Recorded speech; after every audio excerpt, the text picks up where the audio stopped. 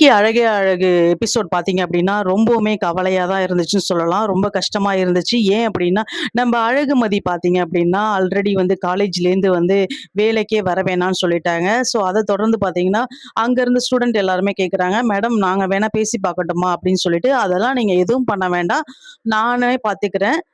நீங்க படிக்கிற வேலைய பாருங்க. உங்களுக்கு எதுவும் டவுட் இருந்துச்சுன்னா எனக்கு கால் பண்ணி பேசுங்க." அப்படின்னு சொல்லிட்டு, அங்கருந்து ரொம்பவுமே அழுதுகிட்டு கிளம்புறாங்க.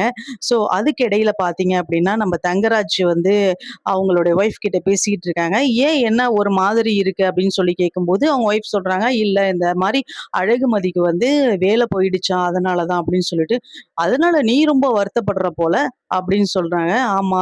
இல்ல இப்ப என்ன போல இனிமேலுக்கு வந்து வீட்டு வேலை தானே செஞ்சுகிட்டு இருக்கணும்.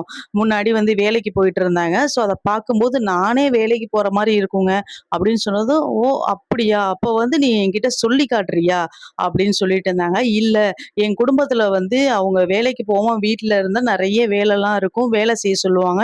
எங்க அம்மாவும், எங்க அப்பாவோட டார்ச்சரும் தாங்காது." அப்படின்னு சொன்னதும், "என்ன உங்க அப்பா, அம்மாவ பத்தி நீனே என்கிட்ட வந்து குறை சொல்ற?" அப்படின்னு சொல்லி தங்கராஜ் கேட்கறாங்க. "நான் குறை சொல்லல. இதுதான் நடக்கும் அப்படின்னு சொல்லி சொல்றேன்." அப்படின்னதும், ஸோ இவரு வந்து ஒரு மாதிரியா பார்க்குறாரு. ஸோ பார்த்துட்டு இருக்கும்போது என்ன பண்றாங்க, நேரா வந்து சுரேஷுக்கு வந்து கால் பண்றாரு. ஏன்னா இவரு தானங்க காரணம். ஆனா இவரு மட்டும் காரணம்னு அழகுமதிக்கு தெரிஞ்சது, கண்டிப்பா அடுத்தது ஸ்டேஷன்ல தான் போய் நிப்பாங்க. ஸோ நம்ப அழகுமதிய பத்தி எல்லாருக்குமே தெரியும். ஸோ இந்த மாரி இப்ப போயிட்டு இருக்குது.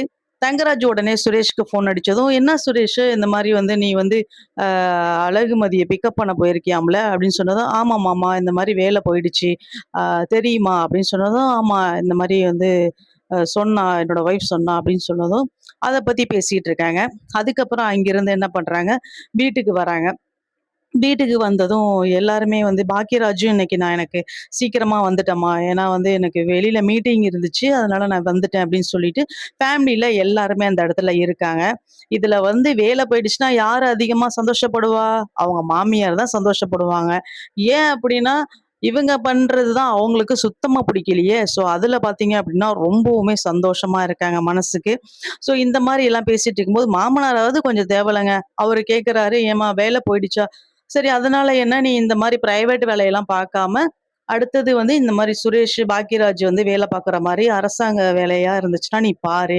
அது வந்து உனக்கு வந்து இதா இருக்கும். ஏன்னா இந்த மாரி திடீர்னு நீ வந்து வேலைய விட்டு போகணுங்கிற அவசியம் இருக்காதுல்லன்னு சொல்லி ஓரளவு டீசென்ட்டா பேசுறாருங்க. ஆனா மாமியாருக்கு சந்தோஷம் தாங்கல. மனசுக்குள்ளே பயங்கர சந்தோஷம் ஓடிக்கிட்டு இருக்குது. ஸோ இப்படி எல்லாருமே பேசி ரொம்ப ஷாக் ஆனதும் ரொம்பவுமே அழுதுட்டு மதி வந்து ஓடிர்றாங்க.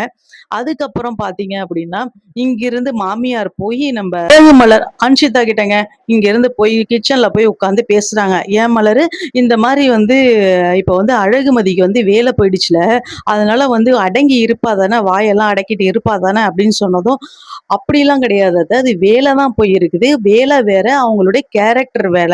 அப்படின்னு சொன்னதும், "கேரக்டரா?"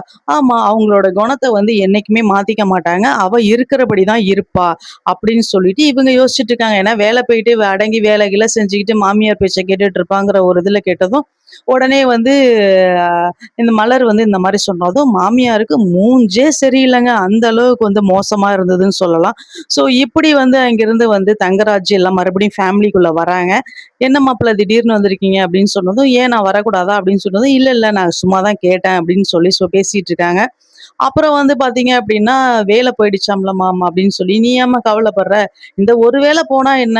அடுத்தது நம்பளுக்கு என்ன வேலை கிடைக்காதா?" அப்படின்னு சொல்லி ஓவர் ஆக்டிங் குடுத்து நடிக்கிறாரு நம்ப தங்கராஜ். இவர பத்தி தெரியாதா நமக்கு? ஸோ இதுதாங்க இன்னைக்கு எபிசோட்ல புடிச்சது. இன்னைக்கு புடிச்சிருந்துச்சுன்னா நம்ம சேனல மறக்காம லைக் பண்ணுங்க.